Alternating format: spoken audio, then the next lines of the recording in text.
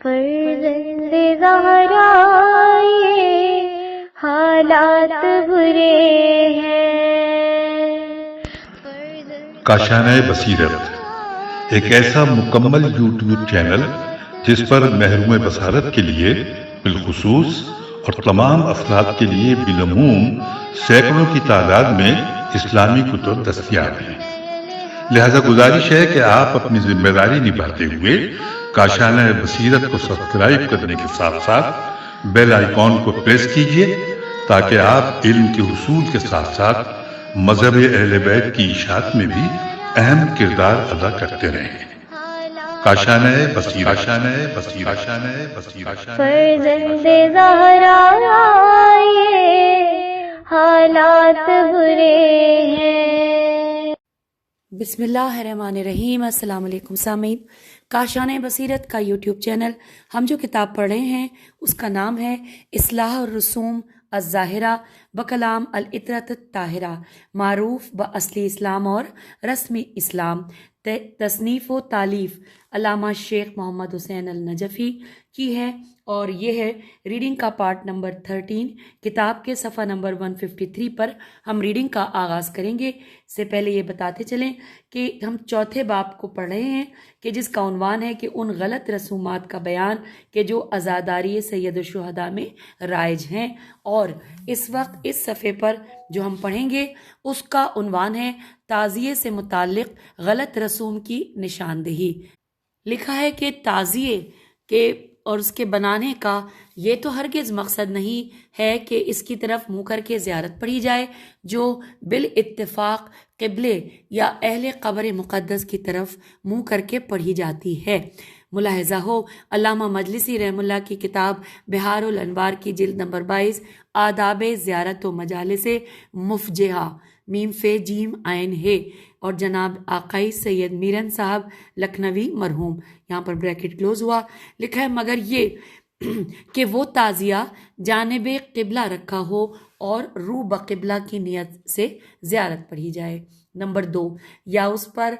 سنت متوفی کے چڑھاوے، یہاں پہ میم تے واو تے چھوٹی ہے نظر آ رہا ہے، بہرحال کے چڑھاوے چڑھا کر غیر مسلموں سے اپنے آپ کو مشابہ بنایا جائے، کیونکہ اسلام میں خدا کے نام کے علاوہ قطعاً کوئی منت جائز نہیں ہے۔ ہاں البتہ ہندو اپنے بتوں پر کھانا اور پانی چڑھاتے ہیں۔ نمبر 3، یا اس کے ساتھ عرضیاں باندھ کر یا اس سے حاجات طلب کر کے کھلم کھلا شرک کیا جائے۔ نمبر 4، کہ یا اسے سجدہ کر کے یا رکوع کی طرح جھک کر سلام کر کے شرک جیسے ظلم عظیم کا ارتکاب کیا جائے، یا نمبر 5، ایک علاقے سے بڑے تزک و احتشام تیز کاف تزک و احتشام کے ساتھ ایک ہی تعزیے کا جلوس نکالنے کے بجائے چڑھاووں کی آمدنی کی غرض فاسد کے ماتحت ہر گلی اور ہر کوچے سے تعزیے کا 10-15 آدمیوں والا بے رونق جلوس نکالا جائے، اور اس طرح غیروں کو متاثر کرنے کے بجائے الٹا متنفر کیا جائے۔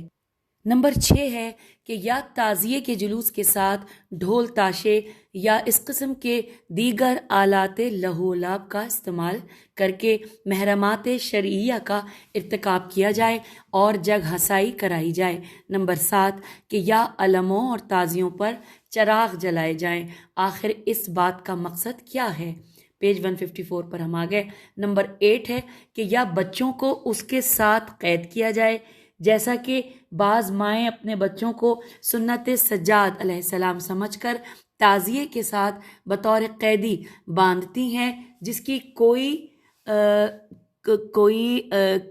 لکھا ہے، ایک ورڈ ہے جو سمجھ میں نہیں آ رہا،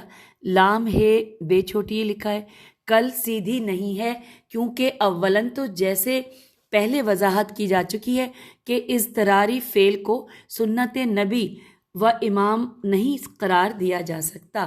اور ظاہر ہے کہ امام کی قید اضطراری تھی، اور ثانیاً اگر بالفرض اس قید کو سنت امام بھی قرار دیا جائے تو کیا امام علیہ السلام کو تعزیہ مبارک کے ساتھ قید کیا گیا تھا؟ बहरहाल ये रस्म बिल्कुल गलत और बेजा है, जिससे इज्तनाब लाजिम है। नंबर 9, इसी तरह कुछ लोग बच्चों को हज़रत इमाम हुसैन अलैहिस्सलाम का फ़कीर बनाते हैं और उनसे भीख मंगवाते हैं। ये भी महज गलत और मुहम्मल रस्म है, इसका भी इस्तेसाल ज़रूरी है। नंबर 10, या ताज़िया मुबारक की तज़ीन व आराइश पर बेदरेग दौलत सर्फ की जाए, ये दुरुस्त है कि इससे इमाम आली मकाम अलैहिस्सलाम की ज़ात वाला सिफ़ात से बेपनाह अक़ीदत व इरादत का इजहार तो होता है, मगर इससे असल मकसद फौत हो जाता है। इसका असल मकसद तो हुस्न व मलाल और आहो बुका में शिद्दत पैदा करके माजोरो मसाब, मीम से अलिफ बे मसाब होना है। मगर इस तरह तो आदमी ताज़िया मुबारक की चमक दमक और उसकी ज़ेबाइश व आराइश में इस कदर गुम हो जाता है कि बहते हुए आंसू भी रुक जाते हैं। तो जिस काम से असली मकसद ही फौत हो जाए, उसका क्या फ़ायदा। अच्छा, उसके बाद यहाँ पर लिखा है ततिम्मए मुहिम्मा, ये हेडिंग है। लिखा है मुनासिब मालूम होता है कि इस मकाम पर एक बुज़ुर्ग और हमदर्द कौम व मिल्लत मरहूम आलिम दीन मौलाना सैयद अम्मार अली साहिब की साहिब तफसीर उम्दतुल बयान का कलाम हक़ तर्जुमान पेश कर दिया जाए, जो जुमला अहले ईमान के लिए बिलुमूम और अज़ादाराने सैयद शुहदा के लिए बिलखुसूस कहलुल बसर बनाने के काबिल है। काफ हेलाम कहल अल बसर अलिफ लाम बे स्वादरे बनाने के काबिल है। हम ये पढ़ते हुए पेज 155 पे आ गए हैं। लिखा है जनाब मौसूफ अपनी तफसीर की जिल्द नंबर 1 सफ़ा नंबर 69 तबाह दिल्ली पर बज़ैल आयत वलनब्बुकुम बिशैम मिनल खौफ अल आयत रकम तराज हैं इन्वर्टेड कॉमा कि ये आयत हकीकत में इमाम हुसैन अलैहिस्सलाम के हक़ में नाजिल हुई है, इस वास्ते के जो कुछ आयत में है वो उनके हाल पर सादिक आता है और दूसरे शख्स को हम ऐसा नहीं कहते। और ये मार्का हज़रत सल्लल्लाहु अलैहि वसल्लम का बड़ा मार्का है, रोना रुलाना उनकी मुसीबत में सवाब अजीम रखता है। लेकिन अक्सर आदमी मुहर्रम में बिदत करके सवाब को ज़ाया करते हैं, बाजे बजाते हैं, बजवाते हैं और मरसियों में झूठी हदीसें अपनी तरफ से ईजाद करके दाखिल करते हैं और गुलू और तफवीज़ ते फे वाव ये ज़्वाद तफवीज़ की रिवायतों को मजलिसों में बयान करके लोगों के ईमानों को फासिद करते हैं। और जो राग शरा शीन रे ऐन में जो राग शरा में ममनू है, इसमें मरसियों को पढ़ते हैं और औरतें बुलंद आवाज़ से मरसियों को पढ़ती हैं और नामहरम उनकी आवाज़ को सुनते हैं। इन उमूर से मोमिनीन को इज्तनाब लाजिम है और ताज़ियों पर मोहताज आदमी को अपनी एहतियाज की अर्जियां बांधते हैं या कागज़ की रोटी कुतर कर बांधते हैं। इससे मुराद ये है कि अगर मेरी आसूदगी और फरागत हुई तो मैं चांदी की रोटी घड़ कर ताज़िए पर चढ़ाऊँगा, और बे औलाद आदमी कागज़ का लड़का कुतर कर ताज़िए से बांधते हैं इस इरादे से कि अगर हमारे यहाँ लड़का पैदा हुआ तो हम चांदी का लड़का घड़ कर ताज़िए पर चढ़ाएंगे। अव्वल तो ये तस्वीर इंसानी है और तस्वीर के बनाने से इज्तनाब लाजिम है और सिवा इसके हाजित का तलब करना और तस्वीर के बनाने से इज्तनाब लाजिम है और सिवा इसके हाजित का तलब करना परवरदिगार से चाहिए कि वो काज़ीउल हाजात है, ना गैर उसका। हाँ, हज़रात आइम्माए मासूमीन अलैहिस्सलाम से शिफात का चाहना कि खुदा ताला हमारी हाजत को बरलाए और उनके वास्ते से दुआ मांगना मूजबे क़ज़ाए हाजत और मूजबे हुसूले मकसद है। जैसे कि हदीस में है, वारिद है कि और बाज़ जुहला ताज़िए को सजदा करते हैं। ये तरीक़ा कफ़ार और मुशरिकीन का है, इससे परहेज़ करना वाजिब है। और ताज़िया व अलम पर ज़ियारत का पढ़ना न चाहिए। अलबत्ता अगर करबलाए मौला की तरफ मुँह करके हज़रत इमाम हुसैन अलैहिस्सलाम के रोज़े की निस्बत से ज़ियारत पढ़ें तो मुज़ायक़ा नहीं है। और यहाँ पर फ़ारसी का मिसरा है, बल्कि शेर है कि नसीहत गोश कुन जाना के अस जां दोस्त اتر دارند جوانان سعادت مند پند پیرے دانارا.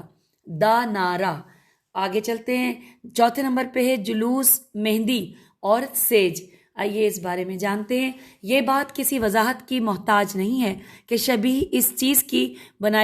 کی بنائی جاتی ہے کہ جس کی کوئی اصل موجود ہو. مثلا ہمارا علم سرکار وفا کے علم کی شبیہ ہے، ہمارا تعزیہ سرکار سید الشہداء کے روضہ اقدس کی شبیہ ہے، ہمارا جھولا شہزادہ علی اصغر علیہ السلام کے جھولے کی شبیہ ہے.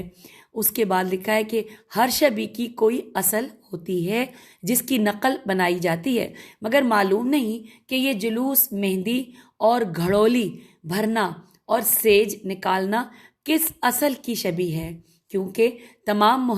محقق علماء کاملین اور مستند مورخین کے بیان کے مطابق میدان کربلا میں جناب شہزادہ قاسم بن الحسن علیہ السلام کے عقد و ازواج کی کوئی اصلیت اور حقیقت نہیں ہے، بلکہ یہ بالکل ایک بے بنیاد قصہ ہے اور اس کی حیثیت ایک افسانے سے زیادہ نہیں ہے. 9ویں صدی تک کسی کتاب میں اس کا کوئی نام و نشان تک نہیں ملتا. سب سے پہلے ملا حسین وائز کاشغی نے 9ویں صدی میں اسے اپنی کتاب روضۃ الشہداء میں اکثر دوسرے روایات و واقعات کی طرح بے حوالہ و بے سند درج کیا، اور اس سے تریہی نے منتخب میں اور اس سے آقائی دربندی نے اسرار الشہادت میں اور اس سے مزید کچھ بزرگ بار لگا کر عرب و عجم کے روضے خوانوں نے لیا، اور اسی طرح رفتہ رفتہ یہ بے بنیاد قصہ عوام میں مشہور ہو گیا. حالانکہ تمام علماء محققین اس قصے کے پڑھنے اور سننے کو حرام اور ناجائز جانتے ہیں. تفصیل کے لیے ہماری کتاب سعادت الدارین فی مقتل الحسین علیہ السلام کی طرف رجوع کیا جائے. Bracket close. نیز محدث نوری کی کتاب لولو مرجان اور مولانا شاکر حسین امروہوی کی مجاہد اعظم حصہ اول اور شہید مطہری مرحوم کی کتاب فریاد ہائے مطہری پر تحریفات عاشور بھی اس سلسلے میں قابل دید و داد ہیں، یا اس موضوع پر لکھے گئے بعض مستقل رسائل جیسے نزہۃ المشتاق اور رسالہ البیان المبرہن ملاحظہ کیے جائیں. پس جب عقد کا کوئی اصل واقعہ موجود ہی نہیں تو یہ نقل و شبیہ کس کی ہے؟ پھر لکھا ہے کہ علاوہ بری مہندی کا لگانا نوشے کے لیے صرف جائز ہی ہے، کوئی ایسی اسلامی لازمی رسم تو نہیں ہے کہ اگر مہندی گوندنے کے لیے پانی نہ مل سکے تو میدان کربلا میں اسے آنسوؤں سے تر کرنے کا افسانہ گھڑا جائے. اور جہاں تک گھڑولی بھرنے کا تعلق ہے تو یہ خالص ہندوانہ رسم ہے جس کا اسلام کے ساتھ دور دور کا بھی کوئی تعلق نہیں ہے. اور سیج جو کہ یہ ایسا لفظ ہے کہ جو اپنی بہن اور بیٹی کی نسبت سن کر ہی طبیعت کو گھن آتی ہے. آگے چلتے ہیں پیج 157 پر. اور کوئی شریف آدمی اپنی بیٹی اور داماد کی سیج دیکھنا گوارا نہیں کرتا، چاہے کہ عوام کو دکھائے. تو جو بات اپنے لیے پسند نہیں کرتے وہ جناب سید الشہداء کی بیٹی اور ان کے فرزی داماد کے متعلق کیوں کر پسند کی جاتی ہے؟ دختر حسین علیہ السلام کی سیج بنانے اور نکالنے والوں، شرم تم کو مگر نہیں آتی. 5ویں نمبر پہ ہیڈنگ آئی ہے جعلی مزارات. لکھا ہے ہاں اگر بنانا ہے تو جناب شہزادہ قاسم کے جنازے کی شبیہ بناؤ اور اسے کاندھا دے کر اپنی حسرت مٹاؤ. اسے دیکھ جو کچھ ہو رہا ہے ہونے والا ہے، دھرا کیا ہے بھلا عہد کہن کی داستانوں میں. اور آگے چلتے ہیں. لکھا ہے اغیار میں تو یہ رسم بد بہت پرانی اور گہری تھی. جعلی قبریں بنانا اور پھر ان کی پرستش کرنا اور کرانا، اس طرح روٹی کمانا، اگرچہ ان کے علماء بھی اس فعل کو جائز نہیں جانتے. چنانچہ فاضل بریلوی ایک سوال کے جواب میں لکھتے ہیں کہ فرضی مزار بنانا اور اس کے ساتھ اصل کا معاملہ کرنا ناجائز اور بدعت ہے۔ حوالہ نوٹ کیجئے، فتاوی رضویہ جلد نمبر 1 صفحہ نمبر 115۔ پھر لکھا ہے کہ مگر اسے قومی بدقسمتی کہنا چاہیے کہ ان لوگوں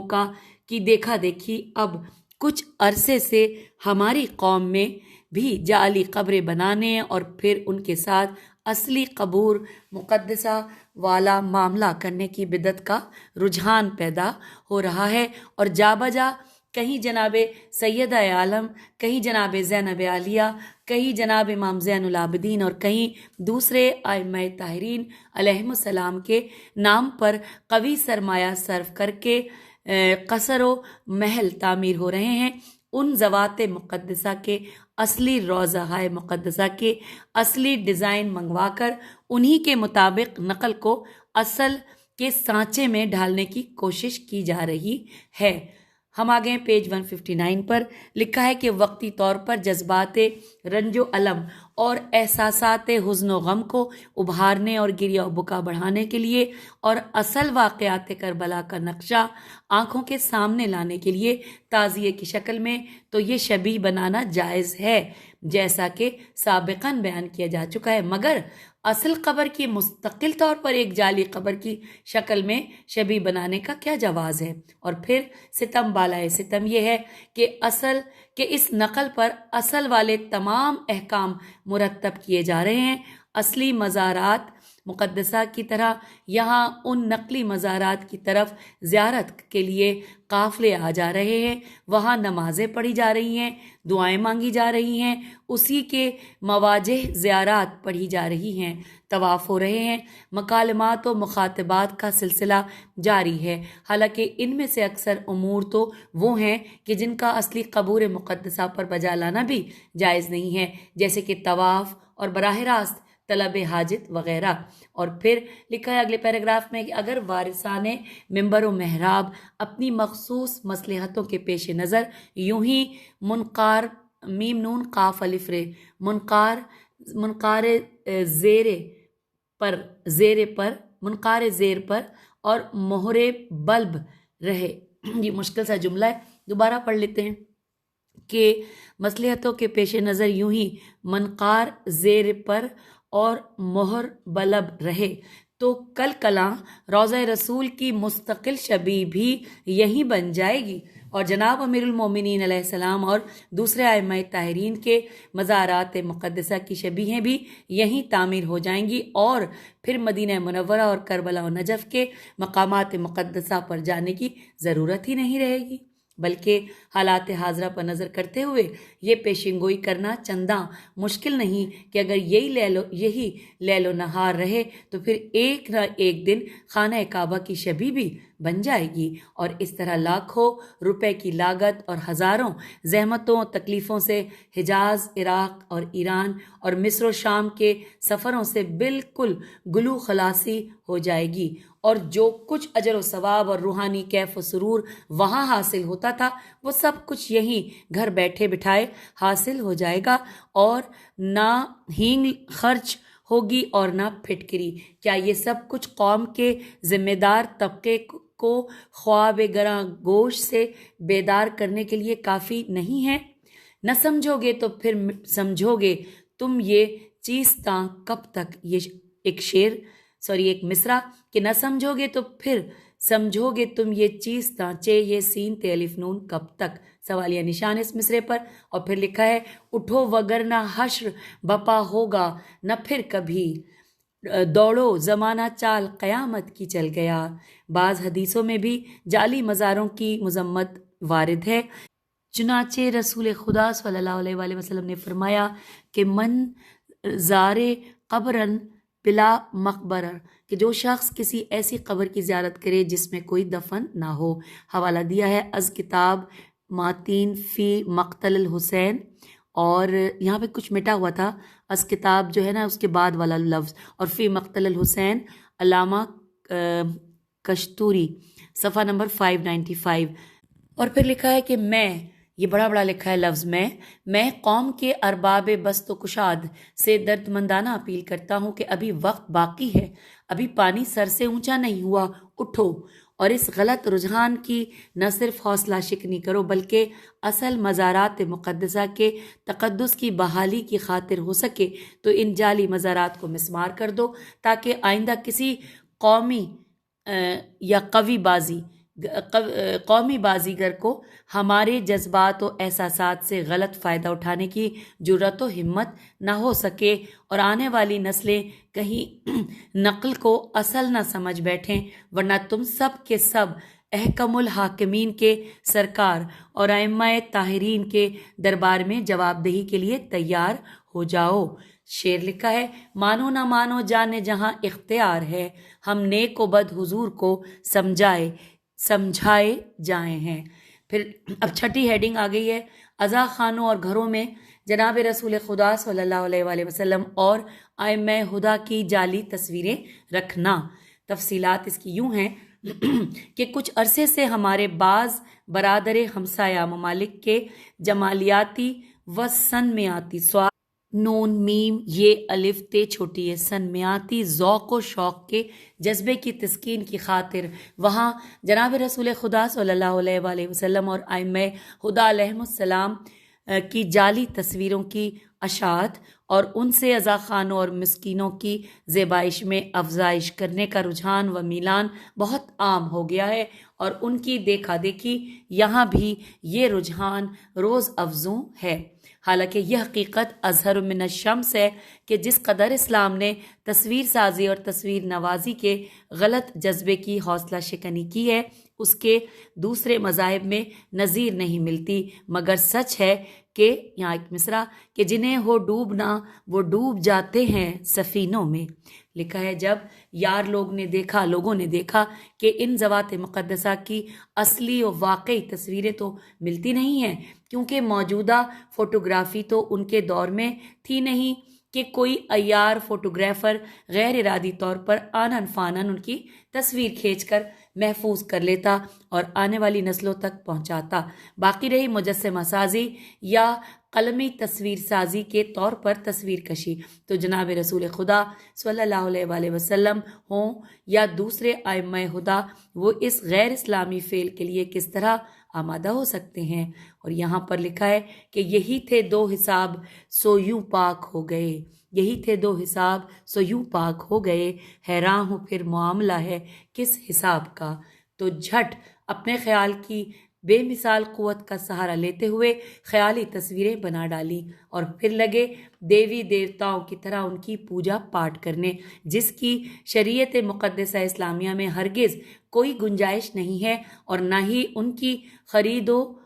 فروخت جائز ہے، چونکہ ادھر ان جعلی تصویروں کی نسبت بہت ہی بزرگ و برتر ہستیوں کی طرف ہے، لہٰذا یہ یقین رکھتے ہوئے بھی کہ یہ من گھڑت اور جعلی و خیالی ہیں ان کی بے حرمتی کرنے کی جسارت بھی نہیں کی جا سکتی، ادھر ان کے رکھنے اور ان کا بے پناہ احترام کرنے کی اجازت بھی نہیں دی جا سکتی کہ یہ مداخلت فی الدین ہے۔ لہٰذا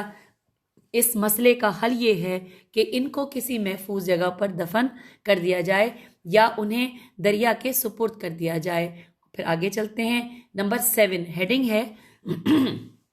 قدم گاہ نبی صلی اللہ علیہ وآلہ وسلم و علی علیہ السلام و دیگر تبرکات نبوت و امامت۔ آئیے اس بارے میں جانتے ہیں۔ لکھا ہے کہ اس میں کوئی شک نہیں کہ جس چیز کی نسبت جناب رسول خدا صلی اللہ علیہ وآلہ وسلم یا ائمہ ہدیٰ علیہم السلام کی طرف ہو جائے وہ اس نسبت کی برکت سے لائق تعظیم و تکریم بن جاتی ہے، مگر یہ اس صورت میں ہے کہ وہ نسبت واقعی ہو، جیسے ان ذوات مقدسہ کے لباس کا کوئی ٹکڑا یا کوئی اور ایسی چیز، مگر جب وہ نسبت ہو ہی بے بنیاد اور غلط محض، جیسا کہ کئی ایسے مقامات ہیں جہاں پیغمبر اسلام یا ائمہ طاہرین علیہم السلام کے کئی آثار بیان کیے جاتے ہیں، جیسے بیت المقدس کے سواد خے بڑیے سخرے یا سواد نون ہیرے بڑیے پر قدم رسول کا نقش، سری نگر میں منہ مبارک، لاہور کی بادشاہی مسجد میں حضرت صلی اللہ علیہ وآلہ وسلم کے جوتے اور امامہ وغیرہ، یا حیدرآباد سندھ میں مولا علی علیہ السلام کا نقش قدم، حالانکہ تاریخی طور پر ان باتوں کی کوئی اصلیت و حقیقت نہیں ہے، اور ان میں سے اکثر مقامات تو وہ ہیں جہاں ان حضرات کا تشریف لے جانا قطعاً ثابت ہی نہیں ہے۔ نیز تبرکات نبوت و امامت خاندان رسول کے خواص یعنی ائمہ اطہار کے پاس ہوتے ہیں، نہ کہ عوام الناس کے پاس۔ علاوہ بری ان نقوش قدم کا بے ہنگم اور بے ڈول ہونا بھی اس بات کی قطعی دلیل ہے کہ یہ ان ہستیوں کے نقوش قدم نہیں ہو سکتے جو حسن و جمال اور تناسب اعضاء اور ان کے اعتدال میں فخر یوسف تھے۔ ان سب باتوں سے قطع نظر چونکہ ہمیشہ ثبوت بذمہ مدعی ہوتا ہے، تو ہم مطالبہ کرتے ہیں کہ جو لوگ ان چیزوں کو اصل حقیقت سمجھنے کے دعوے دار ہیں وہ ان کا کوئی قطعی ثبوت بزم عقلاء میں پیش کریں، ورنہ دعویٰ بلا دلیل سے دستبردار ہو جائیں اگر دعویٰ بلا دلیل قبول کرنے کی رسم چل نکلی۔ آگے اگلے پیراگراف میں ہے کہ رسم چل نکلی تو کل کلاں کوئی تالے آزما، تو الف لام عین تالے آزما عیار اور مذہبی دکاندار کسی سانپ کے متعلق یہ دعویٰ بھی کر دے گا کہ یہ اس سانپ کی نسل ہے کہ جس نے غار سور میں فلاں کو ڈسا تھا، اور یہ شیر کا بچہ اس شیر کی نسل ہے کہ جس نے روز عاشوراء سرکار سید الشہداء کی لاش اقدس کی حفاظت کی تھی، تو آپ اس کا کیا جواب دیں گے؟ الغرض ان مختلف آثار کو حقیقی سمجھنا اور پھر بطور تبرک ان کو مسح کرنا اور ان کو چومنا چاٹنا بالکل غلط ہے اور غیر مسلمانوں سے مشابہت ہے، لہٰذا اس سے اجتناب لازم ہے اور اس غلط رجحان کی حوصلہ شکنی واجب ہے، تاکہ کوئی عیار راہزن اسلام کے رہنما کے روپ میں لوگوں کے دین و ایمان پر ڈاکہ نہ ڈال سکے اور اسلام کو بدنام نہ کر سکے۔ اب اگلی ہیڈنگ ہے ذوالجناح مبارک۔ لکھا ہے کہ وہ گھوڑا جسے عرف عام میں ذوالجناح کہا جاتا ہے، جس کا اصلی نام مرتجز تھا، حضرت امام حسین علیہ السلام روحی و رواح العالمین، امام حسین علیہ السلام روحی و ارواح العالمین لہ الفدا کے راہوار کی شبیہ ہے، اور چونکہ یہ ایک جاندار کی جاندار شبیہ ہے اس لیے فقہی قانون شریعت کے مطابق اسلام کے تمام مکاتب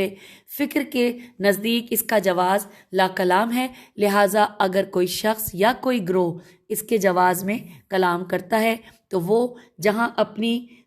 ضلالت کا ثبوت دیتا ہے وہاں وہ اپنے مذہبی احکام سے اپنی جہالت کا بھی بزبان خود اعلان کرتا ہے، مگر یاد رہے کہ علم اور تعزیے کی طرح ذوالجناح کے بنانے کی غرض و غایت بھی یہی ہے کہ ان شعائر حسینی کو دیکھ کر واقعات کربلا کی یاد کو اس طرح تازہ کیا جائے کہ گویا مجسم شکل میں واقعات کربلا آنکھوں کے سامنے آ جائیں، اور اس واقع حاملہ کی تمثیل کو دیکھ کر اس کی یاد تازہ ہو جائے کہ امام مظلوم علیہ السلام کی شہادت کے بعد یہ راہوار اپنا سوار شہید کرا کر کس طرح سوگوار وضاقتہ کے ساتھ خیام حسینی علیہ السلام میں شہادت امام علیہ السلام کا پیغام لایا تھا، اور اسے دیکھ کر مخدرات عصمت و طہارت نے کس طرح گریہ و بکا اور کوہرام ماتم بپا کیا تھا، اور اس ذریعے سے یہاں پہ لکھا ہے غم تازہ ہو جائے اور حزن و ملال میں شدت اور گریہ و بکا میں حدت پیدا ہو جائے،